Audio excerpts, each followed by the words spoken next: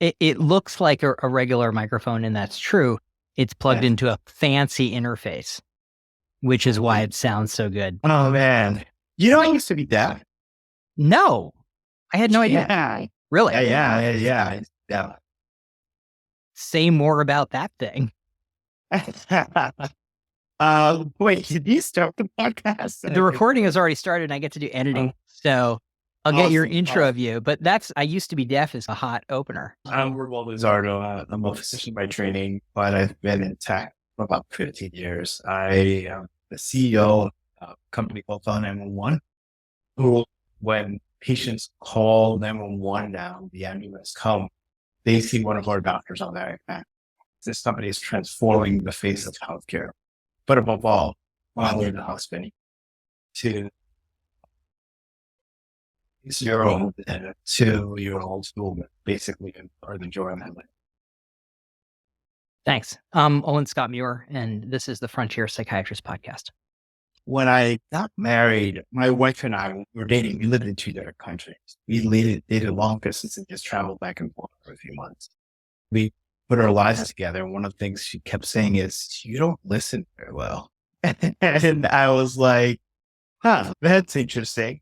So we went to the ENT and he was like, "Oh, like, when did you figure this out?" And I was like, "When I got married." So he thought we were joking and sent us on our way. Throughout that year, I lost my hearing more and more. It was spontaneous genetic mutation that caused aneurysm of the stapes bone. So I went from 60% to 40 to like 20. Eventually Oticon was one of it provided a huge help for me. They built these devices for me and that big useful. For the audience, we're both doctors and we have some idea what you're talking about. So essentially you have a genetic mutation that meant the bones that conduct from vibration in the air to your cochlea so your brain can encode it had something going wrong. And so you were losing your hearing in the middle of your life essentially out of nowhere. You know what? Is that getting it right? The thing is, there's a point where there's not enough vibration and you tend to notice it suddenly. I was at work, right? I was stepping away, speaking with a coworker there, and all of a sudden, like mid-sentence, he stops. I'm like, that's weird. But I'm like, he's weird anyway. But I look and I realize his lips are still moving. And that's when I was like, huh, okay. So I knocked on the desk and I realized, oh my God, it's me. Called my wife, went home. That created a series of events. I was the only 2 people in the world have this specific genetic mutation. And it's such a trying time because I had a newborn and I couldn't hear him. They cry, but you have to hear it. Exactly. And there was one instance where I sent off the alarm at the house and nothing's happening. I could do it function. No. Oh, and I actually knew sign language 10 years prior. But I think for me, it was like I was never part of the community. So a few things happened. And this is one, I mastered how to read real because I knew. And then it was a journey of 4 years following the doctor, continued to work my career, right? But at the point where at St. Peter's Hospital, it was just chaos that week. The New York Magazine had written an article about me, about my success in the tech space, but no one knew that this was going on. Oh, God. Right? And I go to the doctor. She's, "Hey, I gotta let you know, it's time for you to quit your career. This is actually dangerous. You're at a point where even driving is dangerous for you. You can't hear cars." And I was like, no way. There's no way that it's going to go this way. Push comes to shove. My wife says, "Let's just continue to try." We ended up going to this one doctor 10 minutes away from the house. And she was like, "I'm a recent grad, but I have this friend who was the president of the ENT Association, and she might be able to help." And I was like, you know what? I'll try anything. And that doctor ended up being She was like, this is one of those doctors that she doesn't care about money. She just I just want to try new things in medicine. And she said, "If you entrust your life to me on this, I will at least give you a shot." I'll never forget waking up from surgery and she's like, "I hope this works." and they're unpacking. Think about it. They had to take out bones out of my head. And Yeah. literally they're unpacking it. And there was a point where speaking, and I'm like speaking to her, but I end up turning around and I'm like, just walking to the room. And then I look back at her and her eyes are welled up with tears. Because you heard someone walk in the room and she knew it worked. No, Owen, I heard myself for the first time. I've been hearing myself in bone conduction all this time. And it was the first time I was hearing myself in air. Oh my God. Years. And that's how she realized it had worked. And she was like, it worked. It was amazing. Yeah. Then she had to convince me to go back into the surgery room to do the other ear. Where it shows an adventure in of itself. So I'm like, listen, I survived. I just Great. It was a good idea. One's good enough. She's, we got to do this, Ramon. I'm like, I don't know. Yeah. But eventually I did. And now I'm a healthcare miracle and a case study in medicine. Yeah. I am too, a number of times over. Oh. Yeah. I'm the first child born after a reversed vasectomy. Yeah. So my mom was a medical editor. My dad had gotten a vasectomy 12 years before he met her. My mother was married to the grandson of H.G. Wells, and who was a doctor and English and not a great fit for her. And my dad was married to someone and had gotten a vasectomy, was never going to have another kid. And then he met my mom and fell in love and decided maybe not, but no one had ever reversed a vasectomy after 12 years before. Oh, wow. And he went to urologist after urologist. And I only found out about this when I was 12 years old and found an article in a magazine that my mother had ghostwritten because she was a medical writer. She wrote the biomedical reports of the Apollo space program. But my God. The magazine was, I'm 12 years old, and in my parents' library, I find a magazine that says Sex in the 80s or 1978. You're like, this is the one I'm reading. But why are my parents on the cover? That's crazy. And it's crazy. So I would not have existed had my dad not found that kind of same urologist who was willing to give an impossible thing a try. Wow. And it worked. You're one of two people on Earth, right? There's no way anyone could know what to do because it hadn't been ever done before. Exactly. Because who else were they going to do it on? And what I'm interested in is you were lucky enough to have some introduction to deaf culture and how to communicate. Yeah. But the thing that I'm honing in on is there's a built-in misunderstanding because everyone who met you, including you, would imagine you could hear. Yeah, actually, two things happened during that stage. First of all, I don't regret going through that experience privately. Only my very close friends do, because if I would have brought it out, it would have been part of my identity. And I feel like it would have overshadowed a lot of great work that I was doing at the time. And that was not the goal. Is to, I remember someone offering me, they were like, well, you can get one of those rookie classes because you're disabled. Actually, what's funny is my license still says I'm deaf. I need to go to the DMV and update it. You're in the small cohort of undeaf. Yeah, but I'm glad that I did not go through that publicly because it would have been part of my identity. But the biggest thing that happened, and I think this is such an amazing blessing. Owen, I remember the first time I had water. I remember the first time. I remember coming home after the journey and being like, hey, you put an alarm in the car? She said, no, it's always been there. Just hearing that frequency for the first time. I remember the first time, which most humans don't.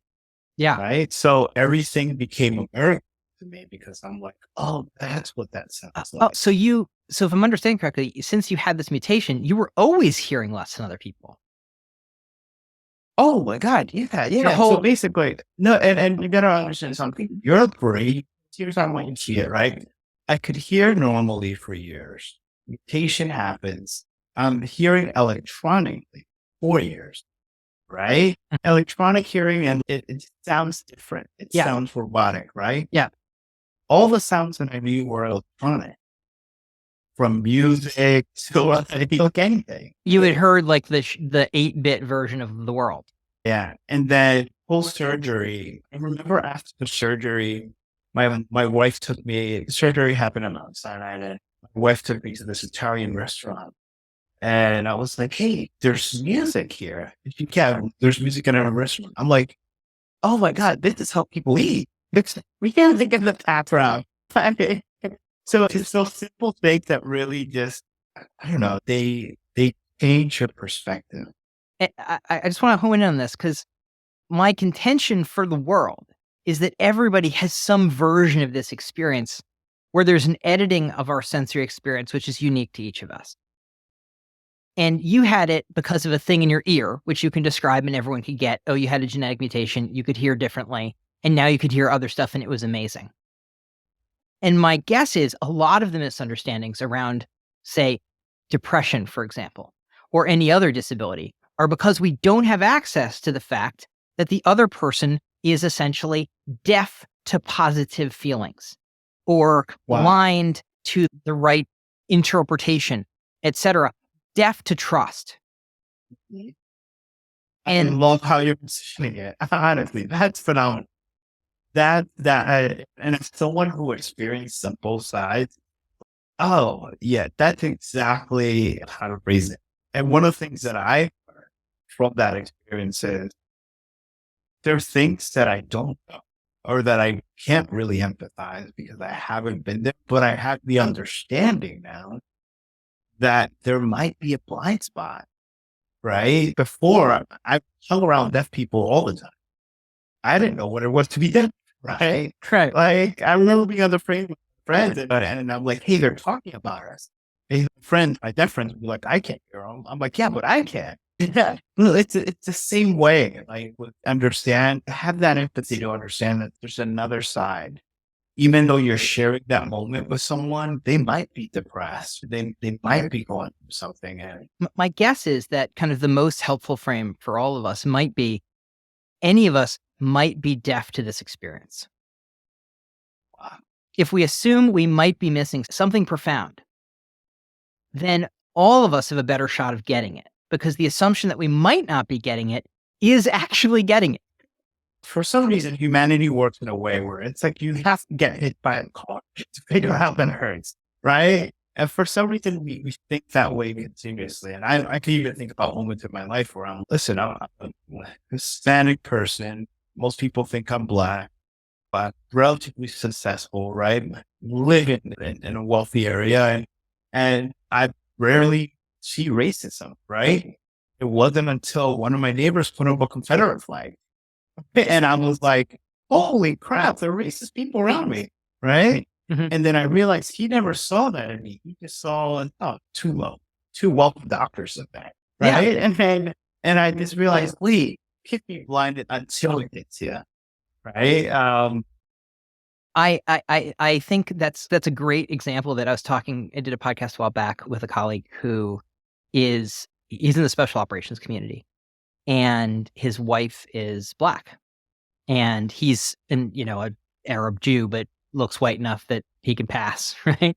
He's got the kind of privilege, as he put it, I have the level of privilege that you used to run for president, but my kid's going to be black. So in America, it doesn't matter, right? You're black when the cops pull you over and decide you are. I think the Black Lives Matter allowed me to have the right conversations with people. And I think and just become more aware. The inability to recognize racism for people who haven't experienced it is like deafness, because we don't hear the frequencies that are the dog whistles of structural racism. Of course. We didn't have the well-earned mistrust. Like when you're black, your parents raise you in some way to interact with the world to protect yourself. So there is a deafness to the experience of others.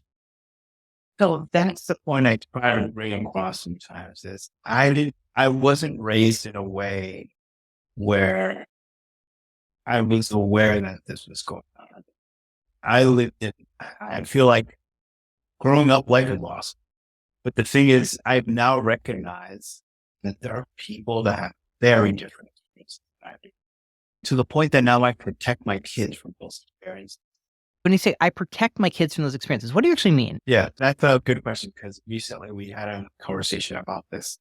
Because my kids are blonde. They look like the Lannister twins. Like my boy doesn't wear Jordans. If my boy would want to wear Jordans and a long white tee, I would be like, buddy, you not wear that. He doesn't know brand at all. I say the other day, a kid came over and told him, oh, guess what? I got some Jordans. I was borrowing this kid Jordan's shoes or something. He doesn't know about brands, but he thought Jordan's was the name of the person. Jordan was the person, not Jordan. Okay. Which in extent, I feel like kids are growing up like me. That's probably something I would success as parent. And I want to make sure that my kids, there's going to come a point where I'm going to have these conversations with my kids. It's actually, no, like, you can't do that. That's not what I imagined you meant. When you said I protect them, I thought something different. My kids will drive through a dangerous neighborhood with me. That's what I mean by protect, right? Mm-hmm. Like, my kids go to 2-3 countries every year. And some of these countries aren't the best countries. They see kids banging on the streets. My wife and I met overseas and medical mission, and chances are these kids are going to have to tag along now on this mission, mm-hmm. right? Like, what I mean by protect them is helping them understand that this is the reality of the world, right? And that's a different definition of protect than shield or hide or limit their exposure to completely. No, but here's the thing. If I shield them, going to be either very kids or it's going to hit them when they have to leave the nest. What I mean is I hold their hand or walk them through the fire. I show them that it's out there. That's critical. The thing that we can really do as parents is model responding to that world in a way that they can learn from, because that's the most powerful lesson we can teach. I think it also extends to the workplace. I went to the University of Rochester for medical school, which was an unbelievable blessing. Yeah. And I did the medical education pathway, which, again, like the current president of the American Board of Psychiatry and Neurology is Jeffrey Linus, who was my mentor and teacher in the medical education pathway. Yeah. Unbelievable privilege. And one of the questions we asked is like, how much can we actually fix now in medical school? And how much of it was like kindergarten stuff, right? When people look at, say, our former president and go, he's crazy. I don't know that to someone who's had the experiences that the former president has had, that he's wrong about what he's lived. And so many people are correct about what they've lived. Like, I see what you mean. I agree with you in the sense that, like, people behave based on they behave based on the models that they've acquired through the experiences that they live. That's what we see in every person. It doesn't have to be a president. Every person, and you and I, we see that across the world. Now, here's the thing. There's levels of violence that affects the ethic of how we should function as humankind. And I think those are the boundaries of Hitler, right? That those things were crossed. When I think the expectation is, and this is how across the board, regardless of your experience, your background, race, class, or gender, you have to have a moral compass that at least matches with humanity. And I think that's what. How do you have to have that?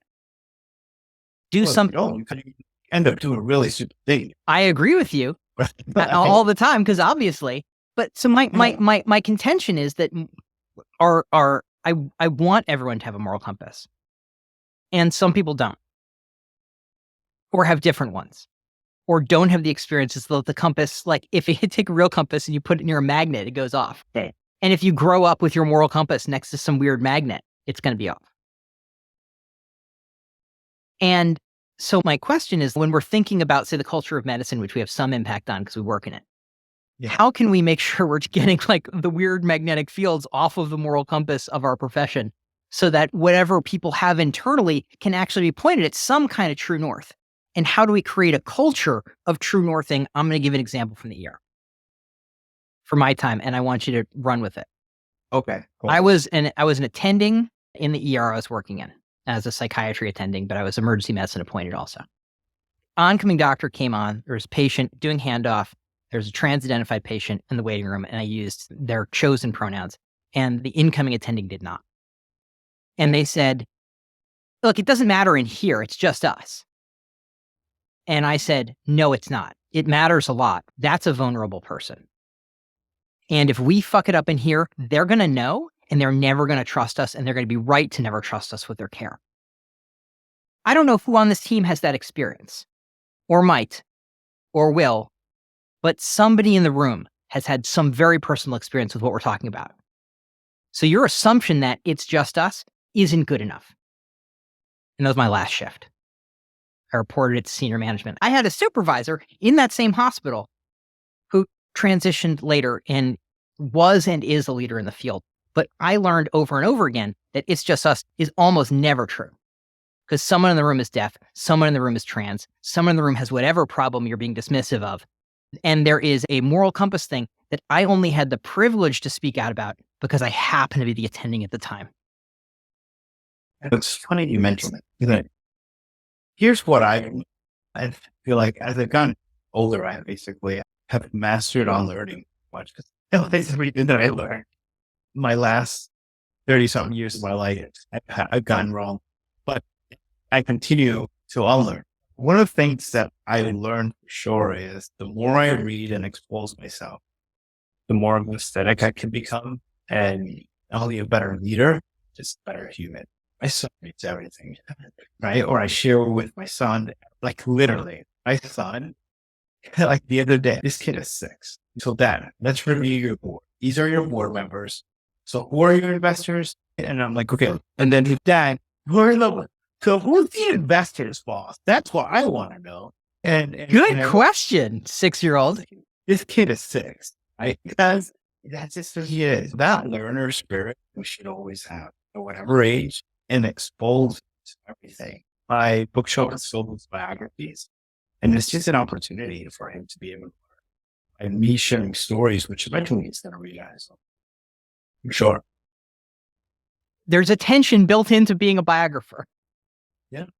If you have, that's true, right? If you build an emotional connection and like the person, you're going to be more hesitant to actually write something difficult. Which isn't to say you can't write a great biography. It's just to say acknowledging that risk is part of the jam. Yeah, I like that. And it's true. And so I think I really like the dense stuff. I'm not that. Oh man, did he write Steve Jobs while he was still alive? Yes, I think he did. Yeah, a lot. Well, a lot. But regardless, he was participating with Steve Jobs, and Steve knew a biography was being written about him. And so that's going to Heisenberg uncertain. So my actual favorite biography of all time is Heisenberg's War, which is the biography of Werner von Heisenberg, who chose to run the Nazi atomic bomb program. Or chose to run the program to sabotage it. He knew Hitler couldn't get this awful thing, and he knew he was capable of running a program that could not crank out a bomb.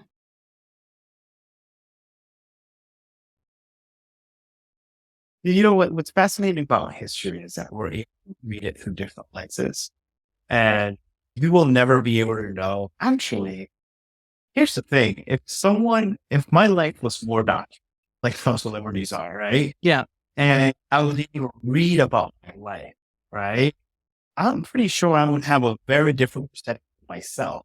Think about it. I think people should do that. Imagine if your life was documented, right? You could turn this into, Ramon was very private, he's a little bit secret because he didn't want anyone to hear that he was deaf. Actually, no, Ramon was someone else. He posted every day. It was like a social media guy. So it's amazing how once you pull yourself out, you can basically create different angles, but that's what happens with people too. I'm going to try to pull it back to the beginning and see if I do a good enough job. So my contention is that all of us are essentially biographers of ourselves. Okay. And we're telling a story to ourselves to explain our experience based on edited information. And we don't have perfect access to the ways in which it's edited. And so if we accept that there are biases in biographers who have to live with their subjects, we may also want to accept that we have biases in the stories we tell ourselves. And so just like we have to have uncertainty about other people, maybe that same uncertainty could apply to the stories we tell ourselves about ourselves. Question. Oh, I see. I see how you're seeing it. All of us are a little bit deaf in one way or another, or a lot. And we tell ourselves a story that edits out information and we tell ourselves stories that are believable because that's what our brain does. That should be the title of the podcast. Oh, let's learn a little bit. No. It's so true, though. It's wild. If I were to rewind on your choice to not disclose the deafness at the time, Yeah. you had reasons that made sense to you. And that's why you did it. But anybody should be able to guess that you had reasons that made sense to you. And the important question for the biographers that are all of us about you and our experience of you would be, how did it make sense to him? Yeah. There's two ways things go, too. When I tell people that, they're either, what are you ashamed of the disabled community, right? Or, wow, such a strong person that you were able to pull through. And it's just like, you don't win, right? But you look back, I did the best I could with the data I had. Period. That was it. In a way that made sense to you, based on the access to information you had, which we all know now had a built-in bias because you had a surgery that changed it. Yeah. And your career as a music critic was pushed back by a couple of years. My taste of music has changed. Probably because all I could was type out in the balance. I want to try to stick the landing on this. With the experience you had and the choices you had to make that, what does this tell you about the role of disability advocacy and accessibility now? Here's the thing about people like me. Chances are you and I at some point in our lives are going to be here, or just something actually happens, right? I got to experience that early on, but I also got to experience what it meant to really be safe for years. It wasn't like, oh, I broke my foot kind of thing. I did this for a week. I spent years this way, mastering ways. There are people that don't have that option to be able to go out and have people that are willing to take risks, get better. I empathize differently. And regardless of disability, I have to. I'm one of them, and tomorrow I could become one of them again. Remember, it happened in an instant. Yeah. So to me, here I am. Like, well, one of the cases that we see in the building is people with disability that don't want to go to the hospital. Parents with autism reach out to me and tell me, thank you. Because of the company you're building, they were able to treat them at home. I think it's a community, a series of people creating a larger community that we really don't give importance to until it affects us. And then it's over. That's what this is about. I think the importance of accessibility is any of us can fall down in some way at any minute. Anybody could need accessible anything. And we get a better world if everything has a curb cut and every website is accessible to the visually impaired, because that might be you tomorrow. And it de-risks disability to have the world be accessible. So the reason we need to think about trust and mistrust in people who have disabilities, and the reason we need to be relentlessly doing a better, endlessly better job of being more accessible and signaling in the same dog whistle way racism signals itself, we can signal the door is open to you in a way that will be accessible. And an accessible door is a signal to everybody that there is some thought that went into this, even for the most vulnerable. Boom. What you just said right now hits home. As someone who travels 2 to 3 times a week, I have a carry-on with wheels, and the ramps that are created everywhere, those were created for disabled people. That now everyone uses. Escalators, everyone uses them now. Closed captions. There are times when you want to read because there's so much chaos happening around. Everyone uses it. And I think we have to acknowledge that people's disability is one of the things that's actually stayed forward and made it so much easier for all of us. Yeah. All for literally everyone. And when we see it that way, then we start turning the lens, saying thank you. Right? Thank you. And how can I help it? How can I be part of a solution as well? Yeah. And so I think it's a really beautiful way of framing it. And thank you. I'll have you do your intro of you because we didn't get it at the beginning, and then I can copy paste. You are? Hey, I'm human. And now we're done. Awesome.